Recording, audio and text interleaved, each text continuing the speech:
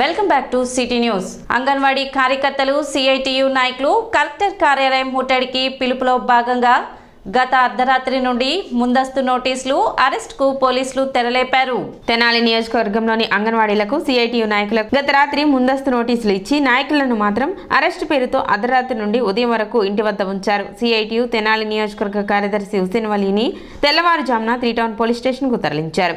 ఈ సందర్భంగా హుసేన్ వలీ మాట్లాడుతూ సిఐటియు నాయకులకు అరెస్ట్ ఏమీ కొత్త కాదని, అరెస్ట్ చేయడం వల్ల తాము వెనక్కి తగ్గేది లేదని, గతంలో అనేక ప్రభుత్వాలతో పోరాటాలు చేసిన చరిత్ర ఉందని, ప్రభుత్వం అంగన్వాడీల న్యాయమైన కోరికలను, జగన్ ఇచ్చిన హామీలను సానుకూలంగా స్పందించి పరిష్కరించాలి తప్ప ఘర్షణ వాతావరణం మంచిది కాదని, ఇలాగే అంగన్వాడీల పట్ల, నాయకుల పట్ల కఠినంగా ప్రభుత్వం వ్యవహరిస్తే తాము కూడా ఎందాకైనా పోరాడతామని తెలిపారు.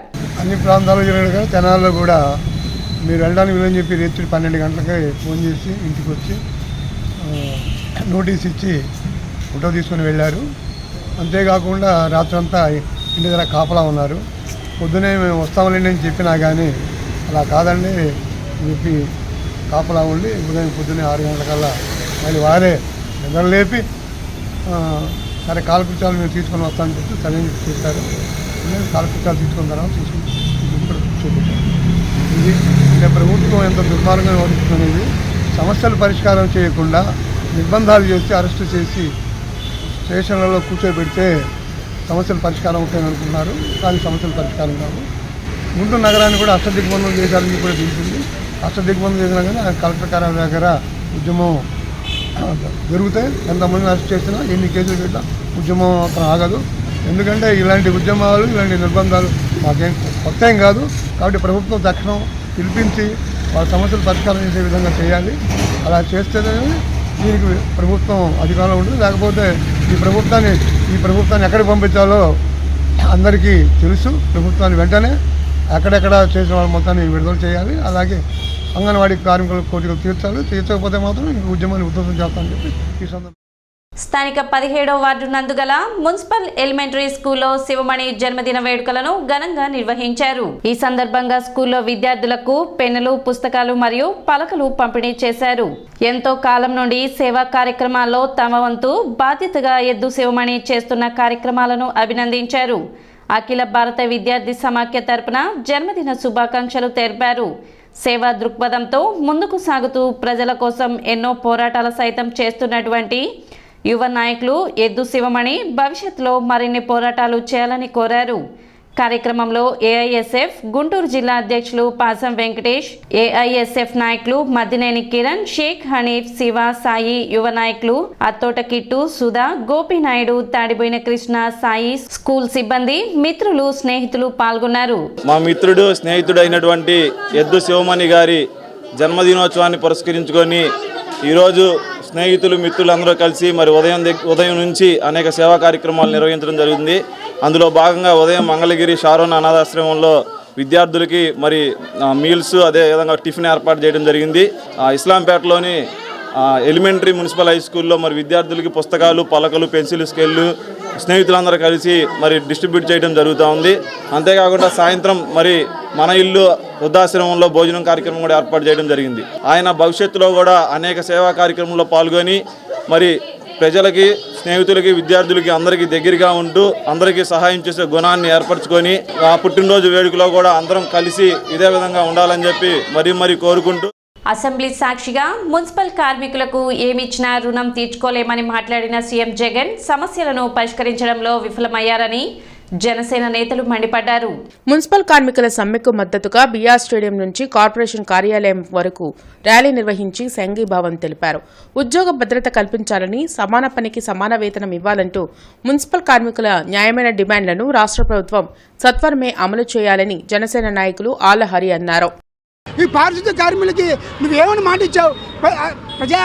ప్రజా సమస్యలు దేవాలైనటువంటి అసెంబ్లీ సాక్షిగా, ప్రజాస్వామ్య పరిష్కారం అనేటువంటి అసెంబ్లీ సాక్షిగా నువ్వేమని హామీ ఇచ్చావు? పారిశుద్ధ్య కార్మికులకి నెలకి వాళ్ళకి 1,00,000 రూపాయలు ఇచ్చినా కూడా వాళ్ళ రుణం తీర్చుకోవాలని చెప్పినటువంటి నువ్వు ఈ రోజున ₹1,00,000 కాదు, వాళ్ళు అడుగుతున్నటువంటి సమాన పనికి సమాన వేతనం అంటే 26,000 కనీస వేతనం పెంచమని అడుగుతున్నారు. దాదాపుగా 40 సంవత్సరాల నుంచి పనిచేస్తున్నటువంటి వాళ్ళని ఉద్యోగ భద్రత కల్పించాలని అడుగుతున్నారు. అది కూడా చేత కదా. ఇలాంటి దుర్మార్గమైనటువంటి, ఇంత నీచమైనటువంటి, ఇంత క్రూర మనస్తత్వం నిన్ను దించే వరకు జనసేన పార్టీ పోరాడుతూ ఉంది. బీసీ రాజ్యాధికారం కోసం మరో స్వాతంత్ర పోరాట రథయాత్ర నగరానికి చేరుకుంది. జాతీయ బీసీ సంక్షేమ సంఘం చేపట్టిన ఈ యాత్రలో రాష్ట్ర అధ్యక్షులు వెంకట్రావు యాదవ్ పాల్గొన్నారు.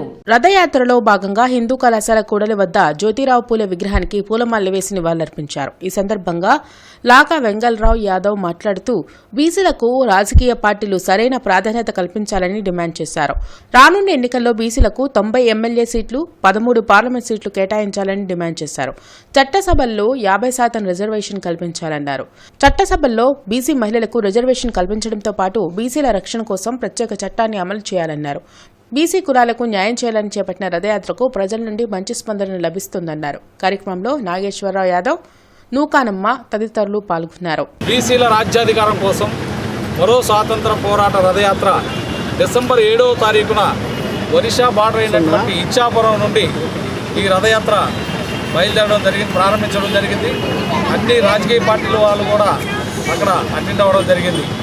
బీసీల రాజ్యాధికారం కోసం మరో స్వాతంత్ర పోరాట రథయాత్ర దేనికోసమంటే మరి స్వాతంత్రం వచ్చి 75 సంవత్సరాలు అవుతున్నప్పటికీ కూడా మరి ఈ రోజు వరకు కూడా బీసీలకి 60% ఉన్న బీసీలకి ఈ రోజు వరకు కూడా కనీసం 20% కూడా రాజ్యాధికారంలో భాగస్వామ్యం కల్పించడంలో గత పాలకులు కానీ ఇప్పుడున్న పాలకులు కానీ పూర్తిగా వైఫల్యం చెందారు. మున్సిపల్ కార్మికులకు సీఎం జగన్ తమకు పాదయాత్రలో ఇచ్చిన హామీలను నెరవేర్చలేదని ఏపీ మున్సిపల్ వర్కర్స్ యూనియన్ కార్మికులు డిమాండ్ చేశారు. కార్పొరేషన్ కార్యాలయం వద్ద నిరసన వ్యక్తం చేశారు. సమాన పనికి సమాన వేతనంతో పాటు మినిమం బేసిక్ శాలరీ అమలు చేయాలని ప్రభుత్వాన్ని డిమాండ్ చేశారు. కార్మికుల సమస్యలను పరిష్కరించాలనే ఆలోచనలో ప్రభుత్వం ఏమాత్రం లేదని, తమ పోరాటాన్ని ఉధృతం చేస్తామని హెచ్చరించారు. 35 నుంచి 40 సంవత్సరాల పాటు మరి కార్మికులు సర్వీస్ చేసి ఎటువంటి రూపాయి లేకుండా ఇళ్ళకి వెళ్తున్న పరిస్థితి కనపడతా ఉంది. అందుకని మరి గ్రాట్యుటీ చట్టాన్ని అమలు చేయమని చెప్పేసి అడుగుతా ఉన్నాం. అదేవిధంగా మరి మినిమం బేసిక్ కార్మికులకు వర్తింపజేస్తే పోయినసారి మరి రాజశేఖర రెడ్డి గారు ఉన్నప్పుడు మా కార్మికులకి 6,700 నుంచి 8,400 దాకా జీతం చేయడం జరిగింది. మినిమం బేసిక్ ఇచ్చారు. ఆ మినిమం బేసిక్ అయినా అమలు చేయమని చెప్పేసి అనేది నిన్న జరిగిన మంత్రివర్గ ఉపసంఘంలో మరి మా డిమాండ్లో పెట్టడం జరిగింది. మాకు అన్న వస్తే మాకు మేలు చేస్తాడని మేము గెలిపించుకున్నాం ఓటేసుకొని.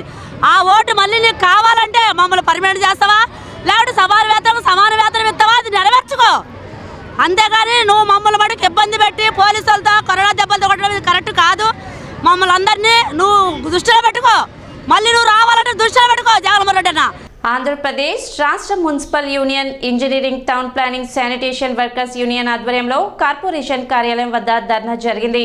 2022లో సమ్మె చేసినప్పటి డిమాండ్లకు ప్రభుత్వం ఇప్పుడు జీవోలు ఇవ్వడం దుర్మార్గమని యూనియన్ నాయకులు మధుబాబు మండిపడ్డారు. అసెంబ్లీ సాక్షిగా సీఎం జగన్ ఇచ్చిన హామీలనే అమలు చేయాలని డిమాండ్ చేస్తున్నామన్నారు. పర్మనెంట్ కార్మికులతో సమానంగా కాంట్రాక్ట్ అవుట్సోర్సింగ్ ఉద్యోగులకు జీతాలు ఇవ్వాలని కోరారు. 4 గంటలు 5 గంటల సేపు చర్చలు జరిపి వాళ్ళు ఎప్పుడో 2022 జూలైలో 5 రోజులు సమ్మె చేసినప్పుడు మేము ఏదైతే డిమాండ్లు అడిగామో ఆ డిమాండ్ను ఒప్పుకుంటున్నట్టు నిన్న రాత్రికి జీవోలు ఇస్తామని చెప్పడం నేను చాలా దుర్మార్గంగా ఈ ప్రభుత్వాన్ని పరిగణిస్తూ ఉన్నాను. ఎందుకంటే 2022లో ఒప్పుకున్న అంశాలని ఇప్పుడు జీవోల రూపంలో ఇస్తుందంటే సంవత్సరం తర్వాత కార్మికులను మభ్యపెట్టే దిశగానే ఇది జరుగుతుందని చెప్తున్నాను. మేము అన్ని సంఘాలుగా ప్రధానమైన డిమాండ్ ఏంటంటే పర్మనెంట్ వర్కర్కి, పర్మనెంట్ కార్మికుడి, క్లాస్ వర్క్ పర్మనెంట్ కార్మికుడికి ఏదైతే మీరు సమాన పనికి సమాన వేతనం ఇస్తానన్నారో ఆ సమాన పనికి సమాన వేతనం తగ్గట్టుగా పర్మనెంట్ కార్మికుడికి బేసిక్ ఎంత ఉంది, 20,000 ఉందా, 22,000 ఉందా, 21,000 ఉందా, ఆ బేసిక్ని మాకు కూడా అమలు చేయమని అడుగుతున్నాం ప్రతి ఒక్క మున్సిపల్ కార్మికులకి. సిటీ న్యూస్ ముగించే ముందు ముఖ్యాంశాలు మరోసారి.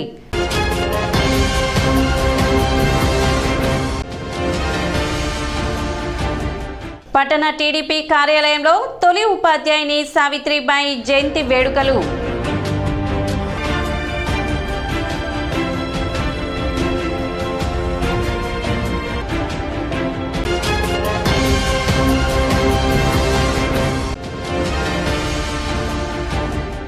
పట్టణంలో ప్రైవేట్ వ్యక్తులు చెత్త సేకరించడాన్ని వ్యతిరేకిస్తూ వాహనాల ఎదుట బైఠాయించి నిరసన తెలిపిన మున్సిపల్ పారిశుద్ధ్య కార్మికులు.